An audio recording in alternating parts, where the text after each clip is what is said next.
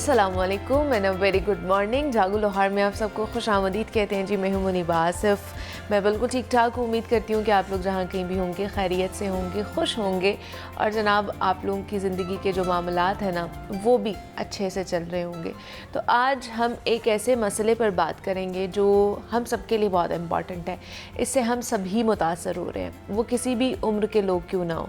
वो है screen time के हवाले से, यानी जो हम मोबाइल फ़ोन्स या टीवी लैपटॉप के सामने हम अपना वक्त गुजारते हैं ना, उसके बारे में बात करनी है।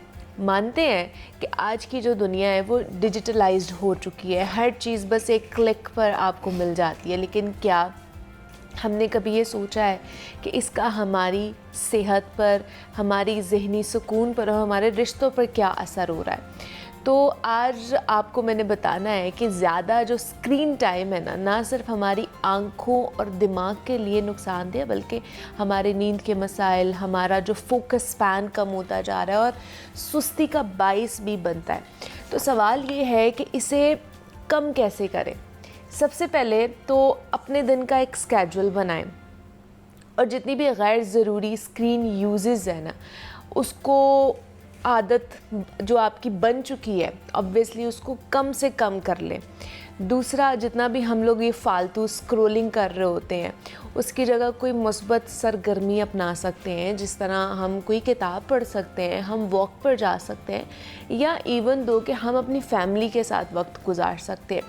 तीसरा, जो कि बहुत इम्पॉर्टेंट है, जिसकी वजह से बार बार हमारा जो हाथ है ना वो हमारे फ़ोन तक पहुंचता है, वो ये है कि जो नोटिफिकेशंस का हमारा ऑन होना है ना, कि जैसे ही कोई मैसेज आता है या कोई भी नोटिफिकेशन आती है और वो हमारी स्क्रीन के ऊपर, लॉक स्क्रीन के ऊपर पॉपअप होती है, तो उसको बंद कर दें ताकि बार बार मोबाइल फ़ोन उठाने की जो आदत है ना वो भी हमारी ख़त्म हो।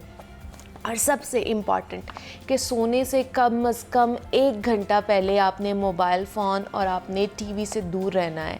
इसलिए हमारी जो नींद का दौरानिया है ना और जो क्वालिटी वाली नींद है वो भी हमारी ख़राब होती जा रही है। ज़िंदगी में वैसे भी कहते हैं कि तवाज़ुन बहुत ज़्यादा ज़रूरी है और टेक्नोलॉजी से हमें फ़ायदा उठाना चाहिए, लेकिन उसके ग़ुलाम तो नहीं बनना चाहिए ना। अपनी सेहत को प्रायोरिटाइज़ करके तभी ये चीज़ें कम होंगी, जब आप अपनी सेहत को प्रायोरिटी पे रखेंगे, उसके हवाले से हर चीज़ डिज़ाइन करने की कोशिश करेंगे। तो ये आज का हमारा पैगाम था। हम भी कोशिश मज़ीद करते रहेंगे कि इस तरह के टॉपिक्स लेकर आएँ आपके लिए और उसके ऊपर एक्सपर्ट्स की भी राय आप तक ज़रूर पहुँचाएँ। अभी हम आगे बढ़ते हैं, कुछ बात कर लेते हैं अब अपने सेगमेंट के हवाले से। और आज जो हमारा सेगमेंट है ना वो उन तमाम तर लोगों के लिए है, ख़ास तौर पर जो कि बहुत ज़्यादा ओबीज़ हैं, बहुत ज़्यादा मोटापे का शिकार हैं और उस मोटापे के साथ साथ उनको बहुत सारी बीमारियां भी लाहक हो चुकी हैं।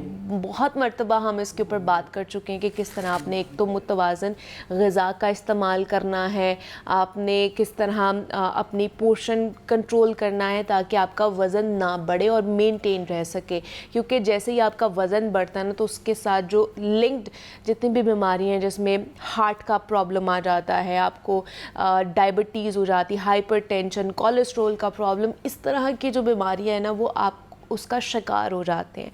तो अब जो है ना ख़ास तौर पर हमारी जो मेडिकल साइंस है वो बहुत ज़्यादा तरक्की करती जा रही है, उसमें वो मुख्तलिफ़ ट्रीटमेंट्स आते जा रहे हैं। तो आजकल जो ट्रीटमेंट सबसे ज़्यादा कह लें कि लोगों की तरफ लोग उसकी तरफ मुतवज्जे हैं, वो है कि आप जो इंजेक्शन्स लगवा के अपने मोटापे का ख़ात्मा करवा सकते हैं। कि ऐसे इंजेक्शन्स अब आ चुके हैं।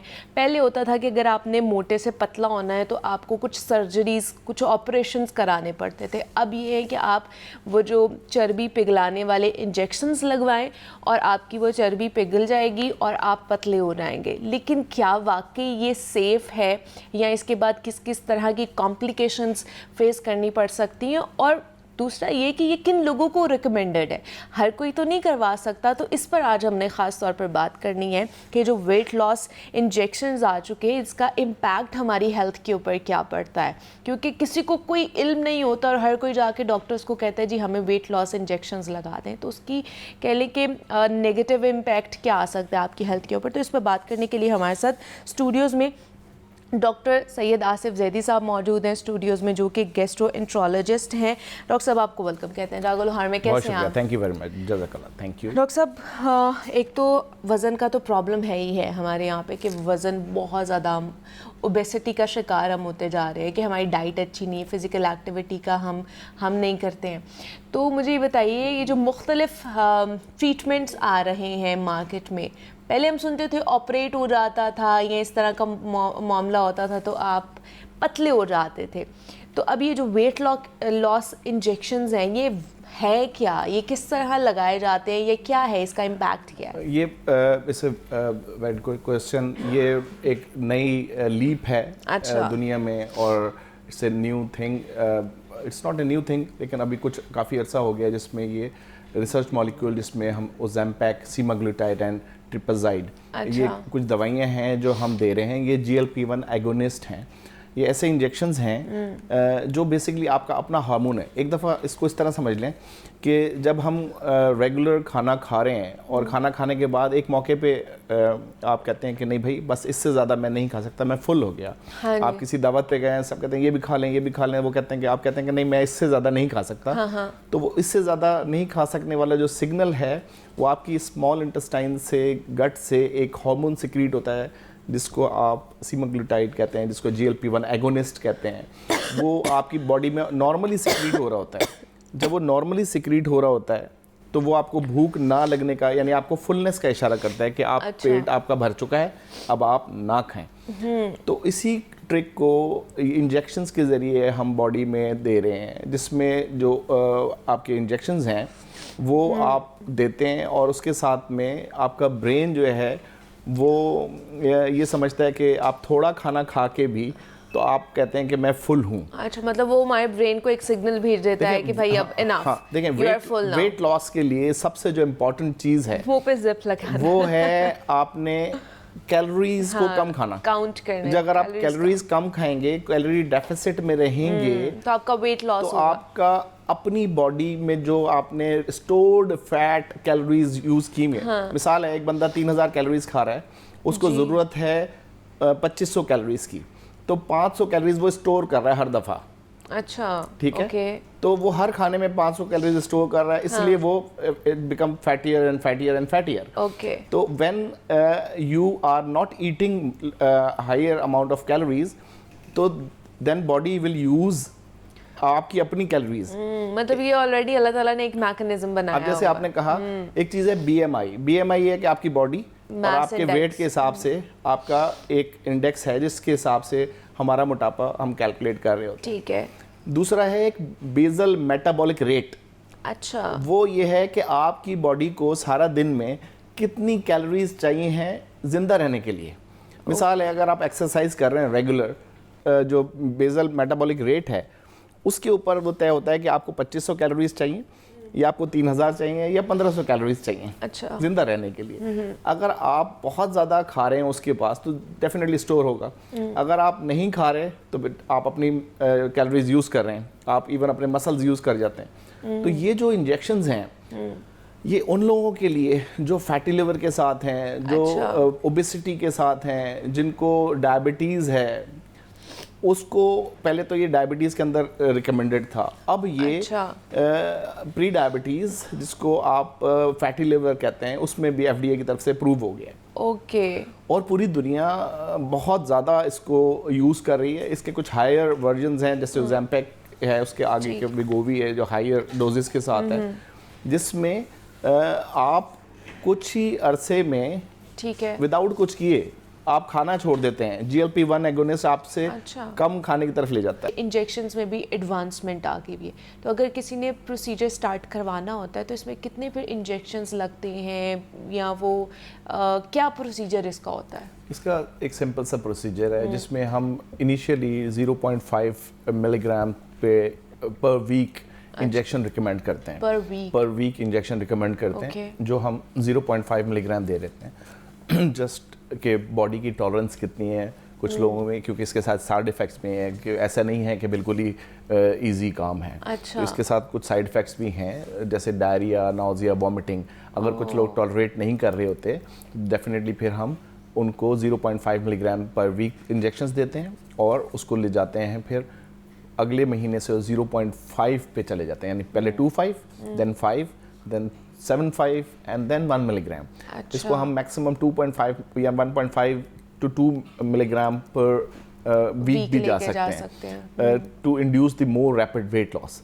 लेकिन इसमें साइड इफेक्ट्स भी हैं। वो उस पर भी बात करने लगी थी कि इसमें एक टर्म यूज होती है ओजेम्पिक फेस, वो क्या है, वो कोई इसका साइड इफेक्ट है या व्हाट इज दिस? जब आप बहुत रैपिडली वेट लॉस करते हैं तो it gives you a more older look. उसमें आपका फैट फेस का भी चला जाता है, आपको रिंकल्स पड़ना शुरू हो जाते हैं, आपके जो एरियाज मिक्सिलरी एरियाज जो ये चीक्स भरे हुए होते हैं ये फैट जब चले जाता है तो आपका फैट, आपका हॉलो फेस यानी older version of yours become निकल के सामने आ जाता है कि जैसे बंदा ओल्ड बहुत जल्दी हो गया। तो ये भी अगर आप रैपिडली वेट लॉस करते हैं तो ये भी मसाइल हैं। अच्छा, फिर इसमें लबलबे की सोजिश, अच्छा, पैंक्रेटाइटिस हो सकता है, कुछ लोगों के विजुअल लॉस की भी बातें सुन रहे हैं कि हम अच्छा, कि ये भी मसाइल इसके साथ होते हैं। तो बहुत कम हैं लेकिन डेफिनेटली हैं। ओके, लेकिन क्या ये इंजेक्शन जो है हमारी गुर्दों के लिए, हमारा जिगर के लिए भी ठीक है या इसके साइड इफेक्ट्स इसके ऊपर भी पड़ सकते हैं? कुछ स्टडीज हैं जिसमें ये बताया गया है कि ये जिगर के लिए बहुत अच्छा है। अच्छा, जब ये आप इस्तेमाल कर रहे होते हैं और आप कम कैलोरीज खा रहे होते हैं तो आपकी जो जिगर के अंदर चर्बी या जिगर की फैट है वो आपकी बॉडी यूटिलाइज करती है। ओके, तो ऐसा बंदा जिसको प्री डायबिटीज़ है या जिसको फैटी लिवर है वो नॉर्मलाइज होने की तरफ जा सकता है और वो बड़े आराम से लिवर उसका बेहतर हो सकता है। अच्छा, लेकिन डॉक्टर साहब जो ऑलरेडी पहले से ही जो ट्रीटमेंट्स हैं वेट लॉस के हवाले से या फिर जिस तरह लाइपोसेक्शन कराया जाता है या वो जो मैदा छोटा करवा लिया जाता है या वो बैंड लगवाया जाता है, इस तरह के ऑपरेशंस भी हो रहे होते हैं, तो वो वाले ऑपरेशंस में और ख़ासतौर पे जो वेट लॉस इंजेक्शन है इनमें क्या बेहतर क्या हो सकता है? देखें, इसलिए बेहतर है कि कोई भी आप अपनी बॉडी पे ऑपरेशन कराते हैं, कोई ऑपरेशन नहीं, कोई कट नहीं लग रहा, कोई कुछ नहीं लग रहा है, साइड इफेक्ट्स हैं, आपकी उसकी प्रिपरेशन है, ऑपरेशन है, देन उससे रिकवरी है। हाँ, आपने मैदा छोटा कराना है, पीरियडिक सर्जरी करानी है, आपने लाइपोसक्शन कराना है, ये ऐसे लोग कराते हैं जो बिल्कुल ही फंसे हुए हैं जिनको कोई रिजल्ट, ऐसे लोग हमारे जो इंजेक्शन के फेलियर हैं। अच्छा, ऐसा भी है कि ये सबके लिए ये नहीं है कि it works in all.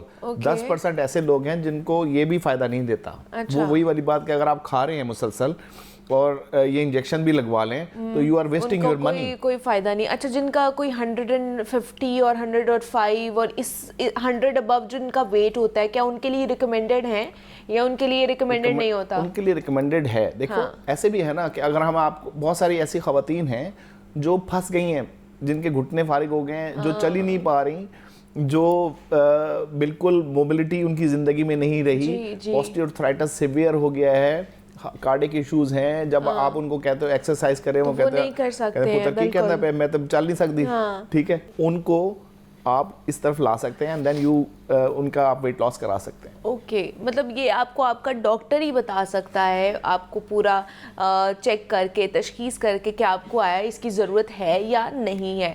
But आप ख़ुद जाके आपको कुछ इल्म नहीं है और आप जाके बोलें कि जनाब हमें तो कराना ही कराना है और किसी अनप्रोफेशनल बंदे से करा लें तो इसके साइड इफ़ेक्ट्स भी बहुत आपको अपनी सेहत के मुतालिक देखने पड़ सकते हैं। तो इसलिए जब भी कोई ऐसी चीज़ कराएं, ऐसा ट्रीटमेंट कराएं तो किसी प्रोफेशनल बंदे को ज़रूर कंसल्ट करें। डॉक्टर आसिफ जैदी साहब हमारे साथ मौजूद थे। डॉक्टर साहब बहुत शुक्रिया आपके वक्त का कि आप यहाँ पर आए और वेट लॉस इंजेक्शंस के हवाले से बात कर रहे थे कि इसका क्या इम्पैक्ट हो सकता है हमारी हेल्थ के ऊपर। ब्रेक लेते हैं, यहाँ पे मिलते हैं इस ब्रेक के बाद।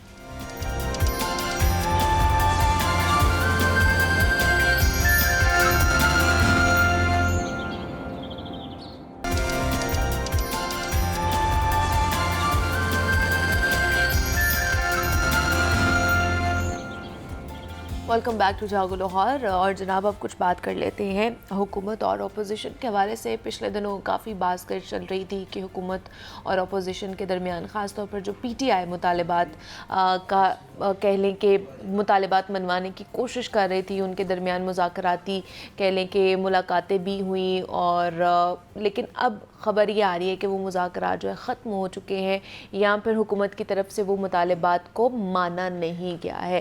तो इसका क्या अब इम्पैक्ट आएगा कह लें कि वफाकी तौर पर और सूबाई सतह पर? उसके अलावा PTI ने प्रोटेस्ट करने का भी ऐलान किया है 8 फरवरी को। तो क्या होने जा रहा है आगे हमारी सियासत में, इस पर बात करने के लिए हमारे साथ स्टूडियोज़ में हमज़ा खुर्शीद मौजूद है, नुमाइंदा लाहौर न्यूज़। हमज़ा आपको वेलकम कहते हैं जागो लाहौर में। कैसे आप? ठीक है हमज़ा, ये जो हुकूमत और अपोजिशन में ख़ास तौर पर जो मुज़ाकरात चल रहे थे ख़त्म हो गए हैं, क्या इस मुज़ाकरात का बना? क्या माने गए मुतालबात कुछ ना कुछ PTI के कि नहीं माने गए? मुनीबा, ये तो जिस दिन शुरू हुआ था उसी दिन पता था कि हुकूमत ना तो इतनी पावरफुल है, अच्छा। ना ही जो अपोजिशन है पाकिस्तान तहरीक इंसाफ वो चाहती है किसी किस्म के मुज़ाकरात हुकूमत से। क्योंकि आप देखें जब मुज़ाकरात शुरू होते हैं तो उसमें बड़ी छोटी छोटी चीज़ों से शुरू किया जाता है और एंड पर जो है वो बड़ी चीज़ों का मुतालबा किया जाता है। तो उन्होंने आते साथ ही जो है वो सबसे पहली बात तो असीरान की रिहाई की और उसके बाद जो दूसरी इनकी थी वो कमीशन बनाने की। तो कमीशन देखें वैसे तो इतना उसमें कोई आर होनी नहीं चाहिए, लेकिन जाहिर सी बात है हुकूमत को भी कहीं से इजाज़त मिलनी है तो उन्होंने कमीशन बनानी है। तो वो पहले भी नहीं होना था और वो इन द एंड नहीं हुआ, क्योंकि उसके अलावा भी बहुत सारी चीज़ें थी। आपकी जो पार्लियामेंट में स्पेसेस खाली हैं आप उनको फुल करने की बात करते, जो आपकी जो सीटें हैं जो रहती हैं उनको आप फुल करने की बात करते, जो आपकी कमेटियों की चेयरमैनशिप्स हैं आप उनकी बात, आप डायरेक्ट जो है वो एंड से शुरू करने की कोशिश करेंगे तो फिर मेरा नहीं ख्याल किसी भी किस्म के मुज़ाकरात जो है वो कामयाब हो सकते हैं। क्योंकि हार्ड लाइनर जो है वो कोई भी एक्सेप्ट नहीं करता। ये नहीं कि सिर्फ पाकिस्तान में, आप कहीं पर भी कोई भी मुज़ाकरात करने जाना हो तो आपको जो है वो झुके हुए दरख्त को जो है वो फल लगा करता है। तो जब आप तने में होगे जी अब हमें काट के दिखाओ, तो उसमें क्या वो तो एक आरा फिरना है, उससे कट जाना है। लेकिन उसमें पहले से हमें पता था कि कुछ नहीं होना, वही रिजल्ट आया कि उसमें कुछ भी नहीं उनका माना गया और एक ड्रामाटाइज उसको किया गया। वो अच्छा दिन चल गया, 15 दिन 20 दिन, वो दिन गुजर गए, काम ख़त्म हो गया। अब नई कहानी है। नई कहानी ये है कि पाकिस्तान तहरीक इंसाफ में जो है वो बड़े पैमाने पे झाड़ू फिरने का इंतज़ार हो रहा है, जिसमें अगर आप देखें तो जो वज़ीर आला KP हैं उनसे सूबाई सदर का ओहदा ले लिया गया है। इधर जो है वो जो अब चीफ ऑर्गेनाइज़र है पंजाब आलिया हमज़ा को ओहदा दिया गया है, वो भी बड़ी मुतहरिक नज़र आ रही हैं। तो एक जो आप रिफ्ट कहते हैं, जो हम बड़े अरसे से कहते हैं कि जो लाहौर की तंजीम है, तंजीम साजी फ़ाल करने की ज़रूरत है, वहाँ पर जो है वो अब देर आए दुरुस्त है, लेकिन पाकिस्तान तहरीक इंसाफ जा रही है।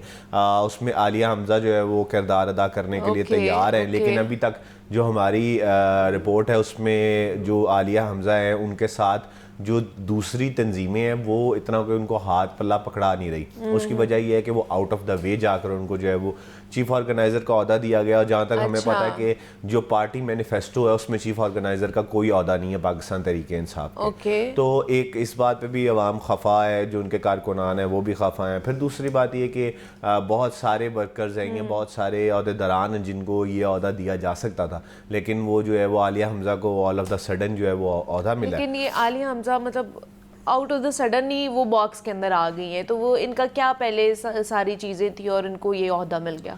देखिए उनको ओहदा जो हमें पता लगा है वो ये लगा है कि इन्होंने बानी PTI से मुलाकात में ओहदा मांगा है कि मुझे जो है वो ओहदा दिया जाए। उस पर जो है वो बानी PTI ने कहा कि जी आप इनको ओहदा दे दें और ये पंजाब में जो है वो तंजीम साजी का काम करें।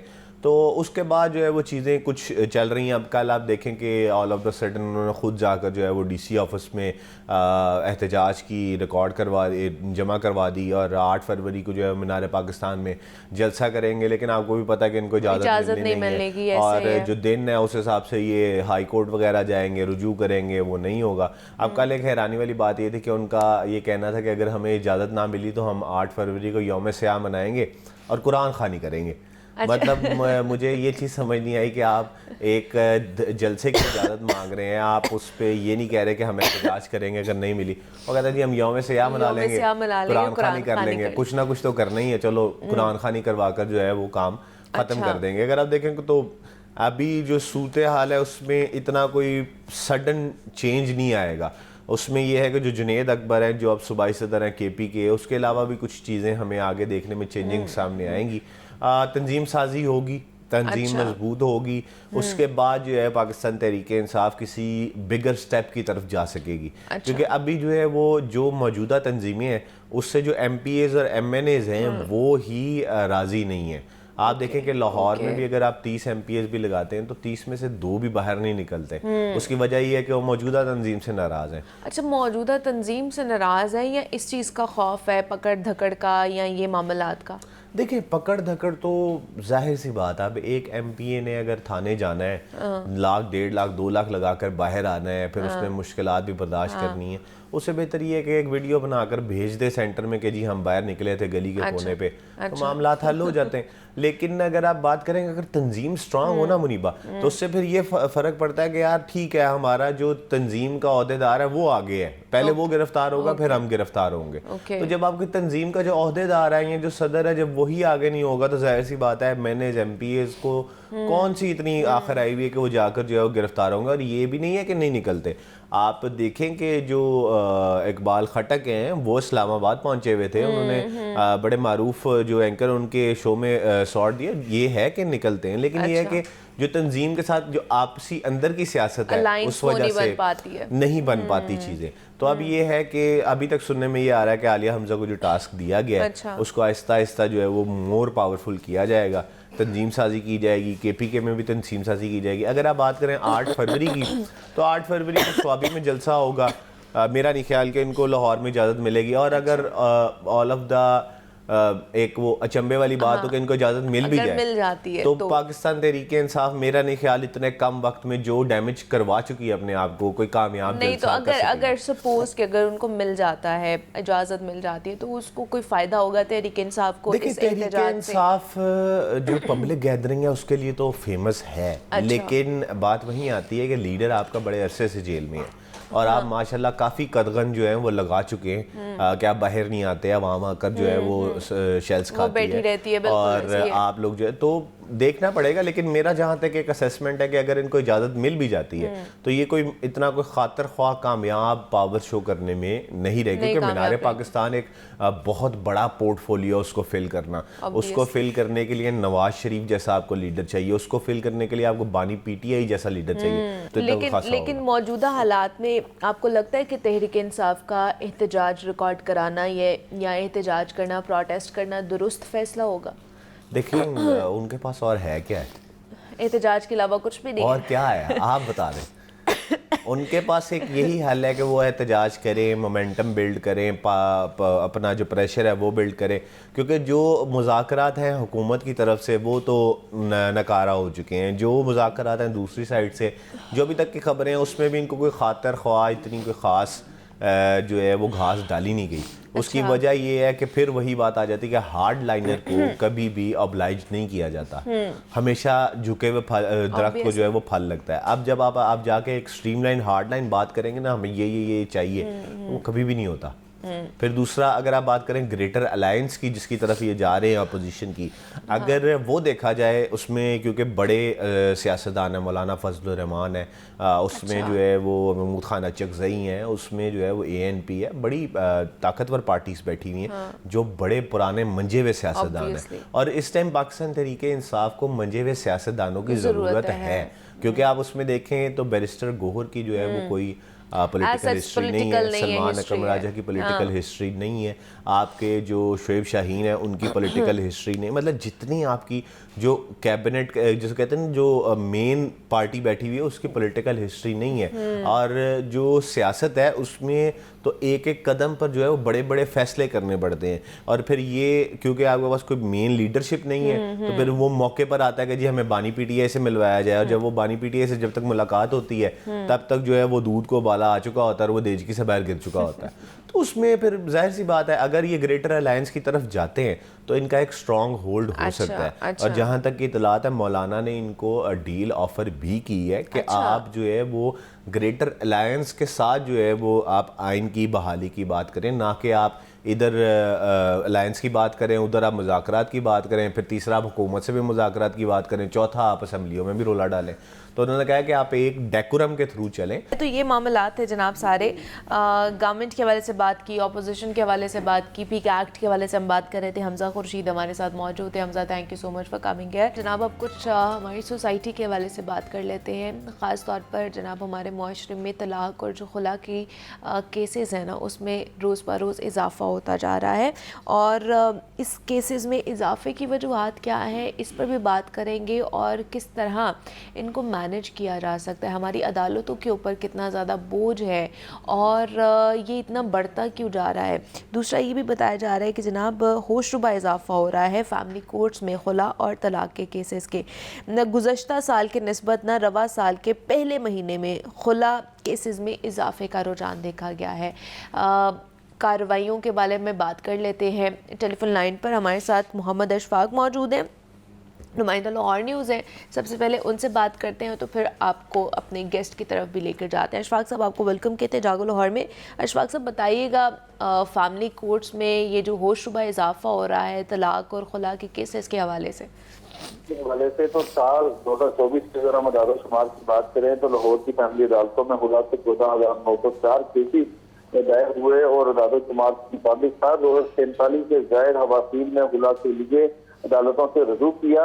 اور اس حوالے سے جب ہم بات کرتے ہیں قانونی ماہرین سے, تو ان کا یہی ماننا ہے کہ جو خلا کی کیسز دائر ہونے کی سب سے بڑی اور بنیادی وجہ یہ ہے کہ یہ معاشرے میں عدم برداشت اور گھریلو ناچاکی سب سے بڑی وجہ ہے, جس کی وجہ سے خواتین خلا لینے پر مجبور ہوتی ہیں. تو اس حوالے سے ایک طرف تو جب خلا کی کیسز سامنے آتے ہیں, اور دوسری طرف بچوں کا جو فیوچر ہے, جو چھوٹے بچے ہیں ان کا وہ فیوچر بھی تباہ و برباد ہوتا ہے. اور اس کی وجہ یہ ہے کہ بچوں کی کسٹڈی کے کیسز کی تعداد میں بھی آئے روز اضافہ ہوتا ہے. ٹھیک ہے جی, اشفاق ہمارے ساتھ موجود ہیں. اشفاق صاحب بہت شکریہ آپ کے وقت کا کہ آپ نے ہمیں وقت دیا. اب اپنے گیسٹ کی طرف چلتے ہیں. قرۃ العین آپ کو بھی ویلکم کہتے ہیں, قمر صاحب آپ کو بھی ویلکم کہتے ہیں جاگو لاہور میں. قرۃ العین, آپ ہی سے سٹارٹ کرنا چاہوں گی. کیا وجہ لگتی ہے آپ کو کہ یہ جو خلا کے کیسز اور طلاق کے کیسز فیملی کورٹس میں ہوش ربا اضافہ ہو رہا ہے, اور دن بدن ان میں کمی نہیں ہو رہی ہے, اضافہ ہی ہوتا جا رہا ہے, وجہ کیا ہے اس کی خاص طور پر؟ منیبہ, جیسے کہ ہم جانتے ہیں شادی ایک ایسا ریلیشن شپ ہے جس میں میاں اور بیوی دونوں جو ہیں وہ برابر پارٹیسپیٹ کر رہے ہوتے ہیں نا. تو بیسیکلی ہماری جو سوسائٹی ہے یہ پیٹریارکل سوسائٹی ہے, جس میں ہمارا مائنڈ سیٹ اس طرح سے ہے کہ عورت کو رسپانسبل سمجھا جاتا ہے کہ وہ گھر کا خیال رکھے گی, بچوں کا خیال رکھے گی, اور سب رسپانسبلٹیز صرف وہی نبھائے گی. جبکہ دوسری سائڈ پہ وہ ڈپینڈنٹ ہوتی ہے شوہر کے اوپر خرچے کے لیے, نان نفقہ کے لیے. وہ کمپلیٹلی جو ہے ہم دیکھتے ہیں کہ ہماری سوسائٹی میں خواتین جو ہیں وہ فائنینشلی انڈیپینڈنٹ نہیں ہیں نا. تو most of the time they are depending on their husbands for the financial support, even for the health facility, for food, for everything they are depending upon. تو ایک طرف ان کے اوپر رسپانسبلٹیز بہت زیادہ ہیں, دوسری طرف ان کے جو رائٹس ہیں نا, مطلب ڈیوٹیز زیادہ ہیں. اچھا. اور رائٹس ان کے جو ہیں وہ پورے نہیں کیے جاتے.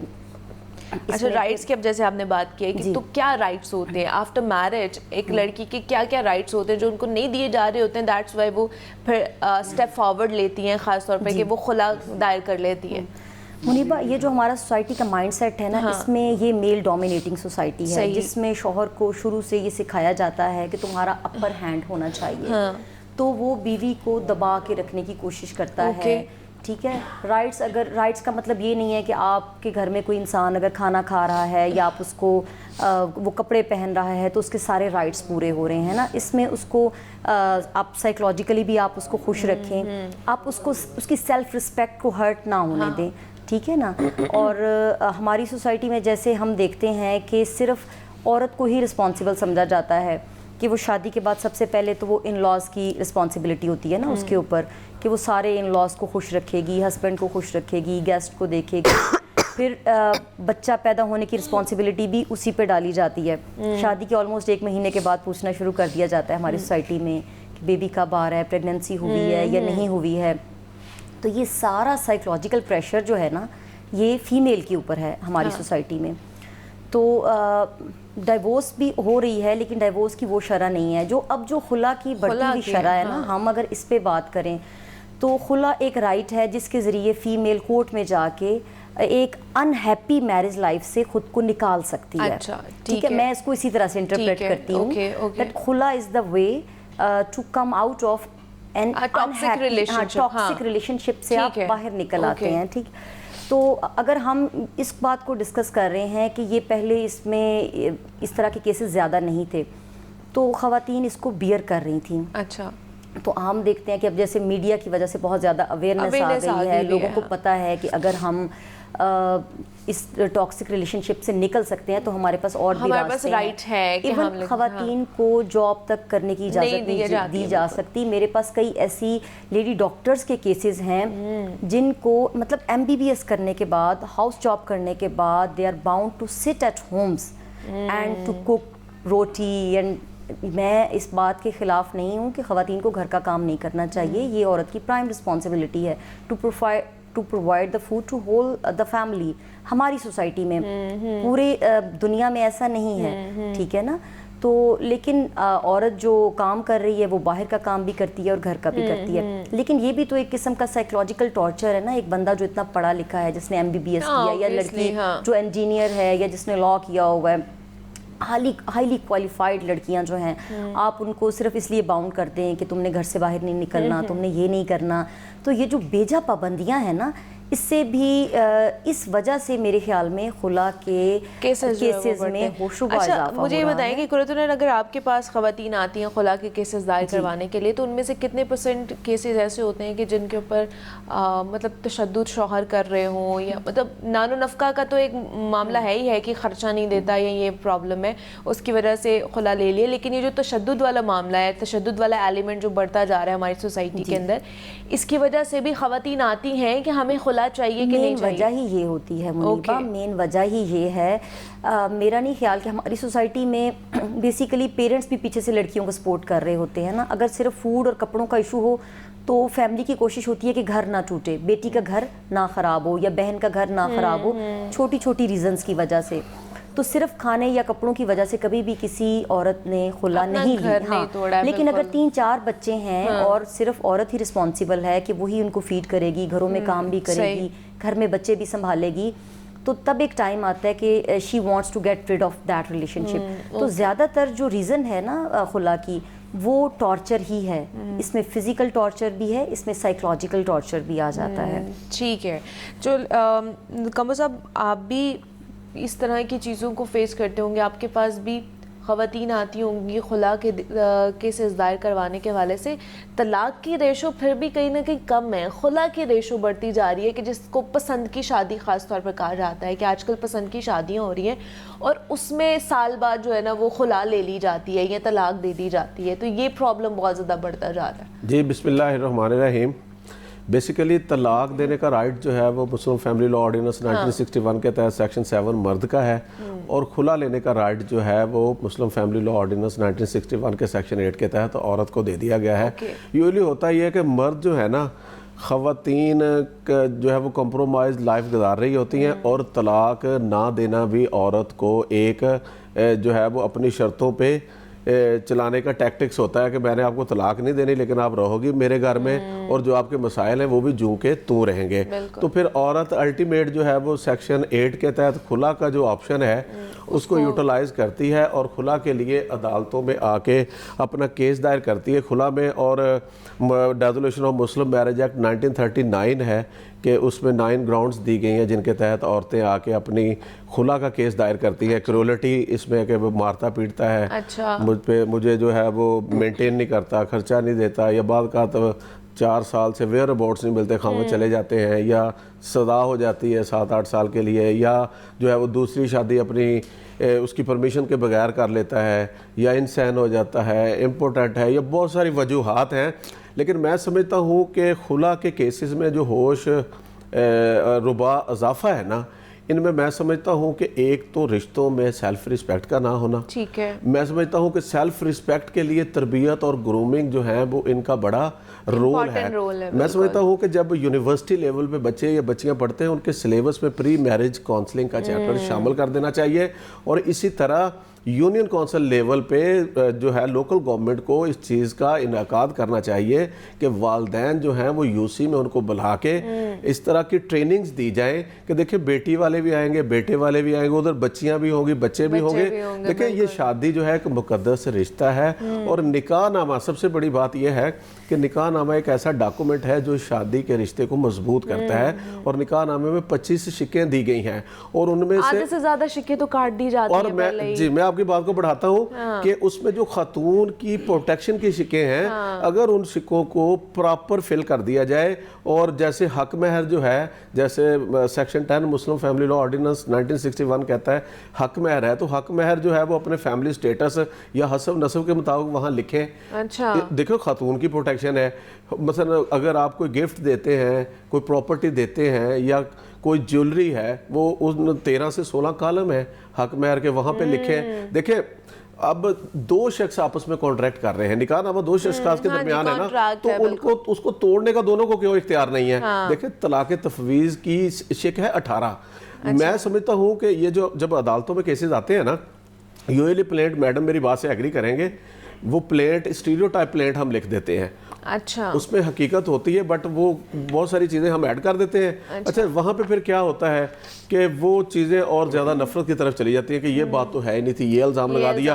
اگر آپ سیکشن 18 کے تحت طلاق تفویض کا جو کالم ہے، وہ مسلم فیملی لا آرڈیننس 1961 کا سیکشن 8 جو ہے وہ بھی طلاق تفویض کی اجازت دیتا ہے، یعنی ایک کانٹریکٹ دو اشخاص کو کرنے کا اختیار ہے، توڑنے کا کیوں نہیں ہے؟ تو میں سمجھتا ہوں کہ وہ سیکشن جو ہے نا سیکشن 18 نکاح نامے کا وہ ایکٹیو ہو، میوچل انڈرسٹینڈنگ سے آپس میں۔ دیکھیں نا اب مرد کو طلاق دینے کا اختیار ہے، عورت کو ہے ہی نہیں، تو اس کا مطلب مرد کی بالادستی آ گئی نا، عورت جو ہے وہ جائے گی۔ وہ تو پڑھایا ہی نہیں جاتا کمبو صاحب، نکاح نامہ تو پڑھایا ہی نہیں جاتا، اور وہ جو نکاح خان ہوتے ہیں وہ تو خود ہی کٹ لگا دیتے ہیں وہ سیکشنز کو۔ اس پہ قانون جو ہے وہ سیکشن 5 جو ہے رجسٹریشن آف میرج کی بابت ہے، مسلم فیملی لا آرڈیننس 1961 کا، اس میں واضح طور پہ یہ لکھا ہوا ہے کہ نکاح جو ہے، یہ شادی کی سرمنی جو ہے وہ نکاح رجسٹرار کی موجودگی میں ہوگی، وہ نکاح نامے کو فل کرے گا، دونوں پارٹیوں کو ان شرطوں کے بارے میں اویئر کر کے ان کی مرضی لے کے نیل نہیں وہاں پہ لکھا جائے گا۔ اگر وہ ایسا نہیں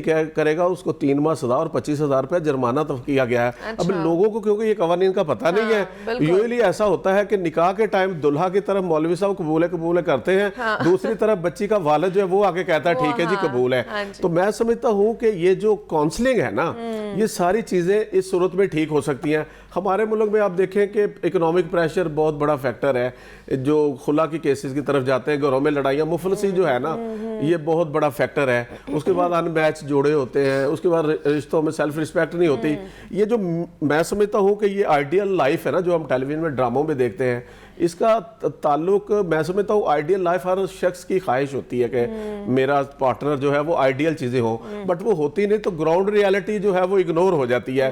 اسی طرح ان لاز ہیں، ان کی جو بیجا مداخلت ہوتی ہے نا، چاہے وہ لڑکے کی طرف سے ہو یا لڑکی کی طرف سے ہو، تو وہ چیزیں بھی جو ہے میں سمجھتا ہوں کہ کھلا کے ریٹ کو، اور عدالتوں میں ججز سے ہماری بات ہوتی ہے، یقین کریں کہ ایک تو ججز اس چیز پہ ہے کہ میڈم میری بات سے ایگری کریں گے، کیسز بہت زیادہ لگے ہوتے ہیں عدالتوں میں، وہ جو پری ٹرائل جو ہے وہ ریکنسیلیشن ہے اس کو پراپر آبزرو نہیں کیا جاتا، حالانکہ وہ قانون میں تو پوسٹ ٹرائل ریکنسیلیشن اور پری ٹرائل ریکنسیلیشن، جج کے پاس کیس ہی 150 ہوں گے، وہ اس نے کسی کی کیا صلح کرنی ہے۔ اور دوسری بات ججز یہ کہتے ہیں کہ ہمارے پاس جب کوئی عورت کھلا لینے آتی ہے تو 80-90% کیسز میں عورت کے ہم ایکس پارٹی یک طرفہ طور پہ کھلا کی ڈگری دے دیتے ہیں، مرد آتے نہیں۔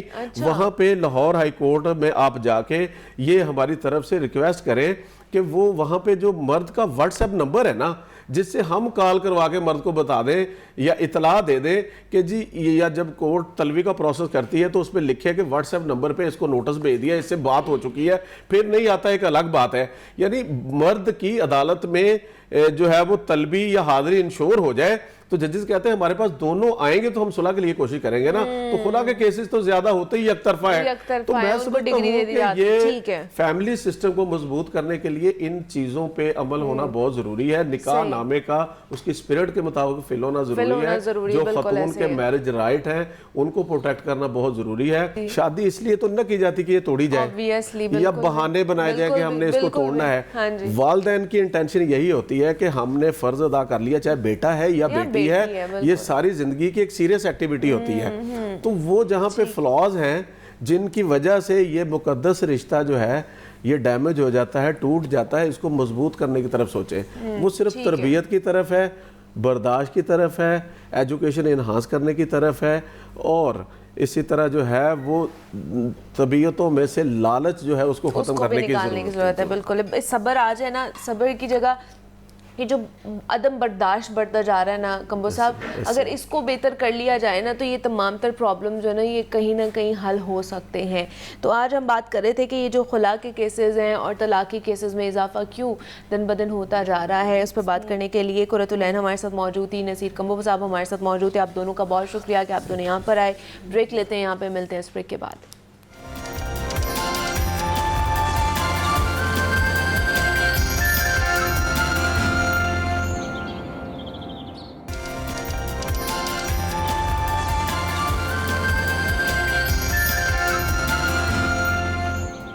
Welcome back to Jago Lahore. جناب اب کچھ پولیس کی کارکردگی کے حوالے سے بات کر لیتے ہیں, کیونکہ گزشتہ روز جناب اجلاس ہوا جس میں پولیس کی کارکردگی کے اوپر بات بھی کی گئی ہے, تشویش کا اظہار بھی کیا گیا ہے وزیر اعلیٰ پنجاب مریم نواز کی طرف سے, اور وہ پولیس کی کارکردگی سے ناخوش دکھائی دی ہیں. انہوں نے جناب کہا ہے کہ امن و امان کی صورتحال بہت زیادہ بگڑتی جا رہی ہے اور نمبر گیمز کی بجائے حقیقی طور پر کرائم پر قابو پا کر عوام کو تحفظ فراہم کیا جائے.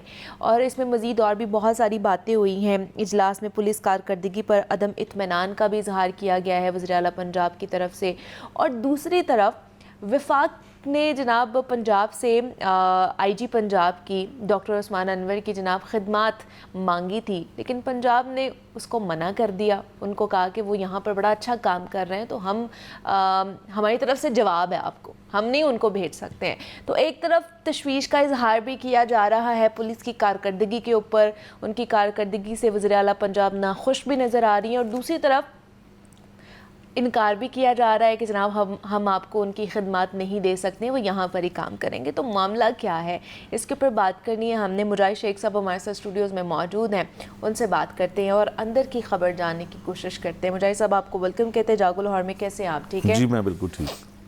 مجاہد صاحب آخرکار کارکردگی سے ناخوش نظر آئی ہمیں وزیر اعلیٰ پنجاب مریم نواز. انہوں نے کہا جی بھائی جو نمبر گیمز کی بجائے حقیقی طور پر کرائم کے اوپر قابو پایا جائے, لوگوں کی جان و مال کی حفاظت کی جائے.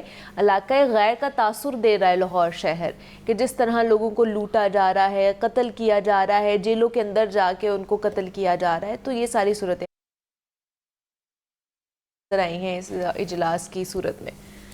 بہت شکریہ منیبہ.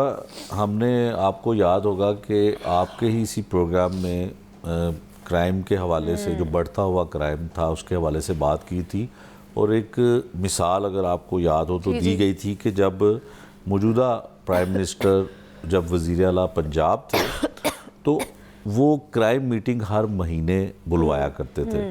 تو جب سے میڈم سی ایم مریم صاحبہ آئی ہیں تو انہوں نے کرائم میٹنگ ابھی اس طرح سے کی نہیں ہے جس میں تمام صورتحال کا جائزہ لیا جائے. تو شاید ہمیں خوش فہمی ہو سکتی ہے کہ ہم نے اس پہ ذکر کیا تو انہوں نے ایک میٹنگ کال کی, اور یہ بڑی اہم میٹنگ تھی. میٹنگ اس طرح سے تھی کہ ہمارے پورے پنجاب کے افسران اس میں D P Os, R P Os, C C P Os اور ڈی آئی جیز جو تھے وہ ایک انالیسز لے کر جاتے تھے, اپنا ہی بنایا ہوا ڈیٹا, جس میں وہ یہ بتاتے تھے کہ پچھلے 6 ماہ میں کرائم ریٹ یا کرائم کی شرح یہ رہی, اور اب یہ کرائم ریٹ جو ہے وہ اتنا ڈیکریز ہو گیا, مطلب اتنا کم ہو گیا, انکریز نہیں ہوا ہے. تو جو صورتحال ٹیلی ویژنز پر دیکھنے میں آ رہی تھی, میں صرف لاہور کی نہیں پورے پنجاب کی بات کر رہا ہوں, تو اس پہ سی ایم صاحبہ نے بڑا اچھا انیشیٹو لیا. مجھے تو لگتا ہے کہ وہ 1-2 ایسے اجلاس اور بلوائیں گی تو ان کو پتہ چل جائے گا کہ کون سا سینئر آفیسر ان کے ساتھ صحیح بیان کر رہا ہے یا غلط بیانی سے کام لے رہا ہے. انہوں نے ذکر کیا فیصل آباد کا. انہوں نے کہا کہ یہ کس طرح سے لاہور فیصل آباد کا امن و امان ہے کہ حوالات میں لوگوں کو قتل کیا جا رہا ہے. تھانے کے اندر جا کے یہ واقعہ بہت سال پہلے لاہور میں بھی ہو چکا ہے, بھگوان پورہ میں اسی طرح سے ریسنٹلی. انہوں نے کہا کہ یہ آپ کون سی نمبر گیمز جو ہیں وہ مجھے بتاتے ہیں کہ اس میں یہ ہو رہا ہے. تو انہوں نے ناراضگی کا اظہار کیا. پھر انہوں نے لاہور کا ذکر کیا, چونکہ ہم لاہور میں بیٹھے ہیں تو لاہور کی بھی بات کر لیتے ہیں. پھر انہوں نے لاہور کا ذکر کیا تو انہوں نے کہا کہ مجھے تو اطلاعات جو میڈیا کے ذریعے, سوشل میڈیا کے ذریعے یا ان کی اپنی جو انفارمیشن ہے اس کے مطابق یہ ہے کہ لاہور تو لوٹ رہا ہے. تو آپ کیا کر رہے ہیں؟ آپ مجھے یہ اس سے میں متفق نہیں ہوں. یہ جو آپ ڈاکومنٹس لے کر آئے ہیں اور بڑی بڑی سکرینوں پہ مجھے دکھا رہے ہیں کہ پہلے یہ تھا اب یہ ہو گیا, میں اس کو نہیں تسلیم کرتی. اب اس میں ایک بڑی اہم بات ہے, اس میں لاہور میں جو ذمہ داری ہے وہ صرف اور صرف ڈی اے جی آپریشن کی تو نہیں ہو سکتی. اس میں کرائم ہو گیا, ظاہر ہے یہ آپریشن کا کام ہے, لیکن کرائم کو کنٹرول کرنے کے لیے اس میں سپرویژن سیٹ پہ سپروائزر کے طور پہ بیٹھے ہوئے ہیں سی سی پی لاہور. ان کے اوپر بھی ذمہ داری عائد ہوتی ہے. پھر کرائم اگر کوئی ہو گیا ہے تو اس کے لیے انویسٹیگیشن کے سینئر آفیسر موجود ہیں اس مسئلے کو حل کرنے کے لیے, تو وہ بھی حل نہیں ہو رہے, جس کی وجہ سے ڈی آئی جی انویسٹیگیشن کو چینج کر دیا گیا. ایک نئے ڈی آئی جی صاحب جو ہیں سید ذیشان رضا صاحب, وہ آگئے. ذیشان اصغر صاحب کو چینج کر دیا گیا. پھر اس کے بعد ایک لوگوں کے ذہن میں یہ تھا کہ جو ڈی آئی جی آپریشن ہے یہ پنجاب گورنمنٹ ان کو خود لے کر آئی کہ بڑے اچھا کام کریں گے, ان کی پرفارمنس اچھی ہوگی, تو ان کو لایا گیا. تو لوگوں کو یہ خوش فہمی بھی تھی اور شاید یہ غلط فہمی تھی کہ میڈم سی ایم جو ہیں اس پہ کمپرومائز کریں گی کہ ان کا صوبہ جو خاص کر ان کا ضلع لاہور ہے اور ان کے دیگر جو اضلاع ہیں پنجاب کے, وہاں پہ لوگ لٹ رہے ہوں, لوگ حوالاتوں میں قتل ہو رہے ہوں, تو وہ خاموش رہے. وہ خاموش نہیں رہے. اس دفعہ ہمیں پتہ چلا ہے کہ اجلاس میں آئی جی صاحب زیادہ تر خاموش رہے ہیں. آئی جی صاحب نے کسی کو ڈیفینڈ نہیں کیا. ڈیفینڈ کرنے کے بجائے انہوں نے خاموشی اختیار کی. وہ میں جو آپ نے ایک ایف آئی اے والا بھی وفاق والا کیا اس کا بھی میں آپ کو بتاؤں گا. اچھا, وہاں پہ آئی جی صاحب خاموش رہے کیونکہ ایک سینئر آفیسر نئے آئی جی بننے کے خواب دیکھ رہے ہیں اور ایک آئی جی صاحب شاید کہیں اور جانے کی اطلاعات آ رہی تھی, تو وہ خاموشی رہی. سی ایم صاحبہ نے اچھا خاصا ان کو جھنجھوڑا جگایا کہ آپ یہ لوگوں کو تحفظ دیں, لوگوں کو جو ہے نا ان کی جان و مال کی حفاظت کریں. پھر اس کے بعد اس میں کہا کہ میں اب اس وقت مطمئن ہوں گی جب مجھے فیڈ بیک اچھا آئے گا. اب اس کے بعد ظاہر ہے سارے سینئرز نے پھر جانے کے بعد سر جوڑے کہ اب کیا کیا جائے. تو ظاہر ہے یہی افسران ہیں یا ان طرح کے ہی افسران ہیں, تو جو کوتاہیاں جو غلطیاں انہوں نے ماضی میں کی تو انہوں نے کہا کہ کس طرح سے کریں. اب کل ہی ایک بڑی اچھی ہماری میٹنگ ہوئی, ڈی آئی جی آپریشن جو فیصل کامران صاحب ہیں انہوں نے ایک کال کی, تمام لاہور کے ڈویژنل ایس پیز اور تمام میڈیا کو بلایا گیا. اور یہاں پہ کیمرہ تو موجود نہیں تھا, کوئی ریکارڈنگ ایسی نہیں ہوئی, لیکن اس میٹنگ میں انہوں نے بتایا کہ میڈم سی ایم, یہ انہوں نے اعتراف کیا کہ میڈم سی ایم جو لاہور کا لا اینڈ آرڈر کی صورتحال ہے, خاص کر انہوں نے بتایا کہ جو قتل کی وارداتیں ہو رہی ہیں اس پہ بڑی تشویش کا اظہار کیا وزیر اعلیٰ پنجاب صاحبہ نے. تو انہوں نے کہا کہ یہ تو بڑی صورتحال خراب ہے. تو انہوں نے بتایا کہ مرڈر کیسے روکے جا سکتے ہیں. انہوں نے پھر ایک تمام چیزوں کا ایک چارٹ مرتب کیا ہوا تھا, ایک اپنا انہوں نے ریکارڈ اکٹھا کیا ہوا تھا, انہوں نے وہ ہمارے ساتھ شیئر کیا. اگر کل یہ 24 گھنٹے اس بات کو ہو گئے, کل 1 بجے کا یہ میٹنگ تھی, تو اگر تو D A G operation Lahore Faisal Kamran صاحب اپنی کہی ہوئی بات پہ یا اپنے اس پلان پہ عمل درآمد کر لیتے ہیں تو لاہور جو ہے یقیناً ایک کرنا ہی پڑے گا, امن کا گہوارہ مجاہد صاحب جو ہے کرنا ہی پڑے گا, کیونکہ اگلی دفعہ جب وہ میٹنگ کال کی جائے گی تو یہ ساری چیزیں پوچھی جائیں گی دوبارہ سے نا, بالکل وہ ایک امن کا گہوارہ بن جائے گا لاہور شہر. ٹھیک ہے, چلے یہ آنے والے دنوں میں دیکھیں گے کہ اس معاملے کا کیا نکلتا ہے, رزلٹ کیا نکلتا ہے. ایک انسانیت سوز واقعہ پیش آیا رائیونڈ میں, اس کے اوپر بات کرنا چاہوں گی کہ 1.5 سالہ بچہ اپنی ہی ماں نے قتل کروا دیا. کیا اس واقعے کا کیا بنا, کارروائی کہاں تک پہنچی, وہ ملازمہ اور ماں تو پکڑی گئی, کیا وہ جو اس کا آشنا تھا وہ پکڑا گیا ابھی کہ نہیں پکڑا گیا؟ دیکھیں اس میں تو اتنی ہی دل کو دہلا دینے والا یہ واقعہ ہے. واقعہ کچھ اس طرح سے ہے کہ ایک خاتون ہے, اس کی شادی ہوتی ہے اور اس شادی میں کے بعد ایک ان کا 1.5 سال کا بڑا چھوٹا سا بچہ ان کا جو ہے وہ ہوتا ہے. اور اطلاعات جو ہیں, جو انویسٹیگیشن ہے وہ پولیس کی یہ ہیں کہ اس شادی کے بعد وہ خاتون جو ہے وہ اپنے ایک آشنا جس کو کہا جاتا ہے اس کے لیے وہ اپنا بیٹا اس کو دیتی ہے کہ اس کو جو واقعہ سامنے ہے, اپنی ملازمہ ایک ہوتی ہے اس کے ذریعے کہ جی اس کو دے دو, اس کا نام اسلام ہے. تو وہ اس کو بچے کو لے کے جاتا ہے اور بچے کو زندہ جلا دیتا ہے. زندہ جلا کے کوٹ رادھا کشن جو اس کا ایک گاؤں ہے اس کی ڈیڈ باڈی کو وہاں پہ پھینک دیتا ہے. 1.25 سال کا بیٹا, 1.5 سال کا بچہ, 1.5 سال کا بچہ, اس کو کس طرح سے زندہ جلایا گیا ہوگا, اس کی سسکیاں, اس کی آہیں, اس کی تڑپ, وہ اس جلاد آدمی نے خود ہی سنی ہوگی اور دیکھی ہوگی. پولیس جو ہے وہ ایک FIR رپورٹ ہو جاتی ہے. ماں جو ہے وہ کہتی ہے کہ بیٹا اس کا رینگتا ہوا گھر سے باہر نکلا. اچھا, یہ ماں خود جا کے FIR کراتی ہے کہ وہ اغوا ہو گیا؟ مطلب ماں بتاتی ہے اپنے شوہر کو کہ وہ بیٹا میں باہر رینگتا ہوا, ابھی وہ چل بھی نہیں پاتا تھا. 1.5 سال کا بچہ ظاہر ہے مشکل ہوتا ہے, تو وہ گھر سے رینگتا ہوا باہر چلا گیا. FIR میں لکھا ہوا رینگتا ہوا باہر چلا گیا اور اس کو کوئی اٹھا کے لے گیا. پولیس جو ہے وہ فوری طور پہ مقدمہ تو درج کر لیتی ہے اور مقدمہ درج کر کے اس بچے کی تلاش ہی جاتی ہے کہ 1.5 سال کا بچہ, اس کے بارے میں یہی ہوتا ہے کہ اگر 1.5 سال کا بچہ کسی گھر سے لاپتہ ہوا ہے تو کوئی اس کو اٹھا کے لے گیا, کیونکہ اتنا چھوٹا بچہ کہیں جا نہیں سکتا. اسکرین پہ آپ دیکھیں کتنا معصوم بچہ, اور اس نے جو جلاد نے اس کو جس طرح سے جلایا وہ بلر کی گئی ہے ہماری تصاویر, اور وہ بھی ڈیڈ باڈی اس کی پڑی, یہ معصوم بچہ ہے. اچھا, اس نے FIR درج ہوتی ہے, پولیس اس کو تلاش کرنا شروع کرتی ہے کہ بچہ کہاں گیا. وہاں کے انچارج انویسٹیگیشن ہے رانا شرافت, وہ اس بچے کے نانا کو انٹیروگیٹ کرتے ہیں. اچھا, تو اس کا جو مطلب ماں جو سنگ دل ماں تھی اس کے باپ سے, تو وہ اس کو یہ بتاتی ہے کہ یہ شادی سے پہلے کسی اور کے ساتھ شادی کرنا چاہتی تھی میری بیٹی, اور شادی کے بعد بھی وہ اس کے ساتھ ان کے اسی معاملات کو لے کے کوئی گھریلو ناچاکیاں بھی رہتی تھی. اب ظاہر ہے پولیس کو, کیونکہ وہاں پہ CCTV فوٹیج کچھ نہیں تھی, تو انہوں نے پولیس کو کچھ تو کلو چاہیے تھا. معاملہ بھی بہت ہائی لائٹ ہو گیا کہ 1.5 سال کا بچہ اغوا ہو گیا, اور خدشہ جو تھا وہی نکلا کہ اس کو کوئی مار نہ دے.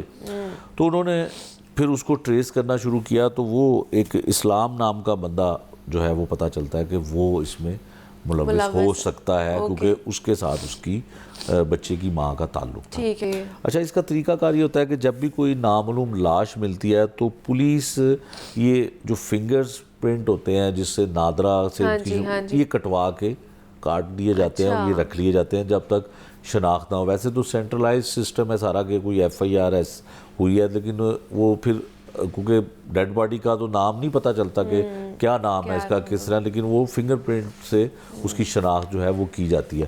تو وہ پھر پتہ چلا کہ وہ وہااں پہ ہے, تو لاہور پولیس جو ہے وہ پھر وہاں پہ گئی, ساری تفصیل لی. اب تک کی اطلاعات کے مطابق یہ بھی الزام جو ہے اس شوہر پہ, بلال شاید ان کا نام ہے, ان کے اوپر آ رہا ہے کہ انہوں نے ہی اس کا ڈرائیور بھی کہہ رہے ہیں کہ ملوث ہے. تو اس طرح سے چیزیں یہ سامنے آ رہی, ابھی تک کوئی ان میں سے پکڑا نہیں گیا. چلیں, یہ جناب تمام تر معاملات ہیں جن کے اوپر ہم نے ڈسکشن کی ہے. مجاہد شیخ صاحب ہمارے ساتھ موجود تھے. مجاہد صاحب بہت شکریہ آپ کے وقت کا کہ آپ یہاں پر آئے. مجھے اجازت دیجیے, اپنا خیال رکھیے گا. اللہ حافظ.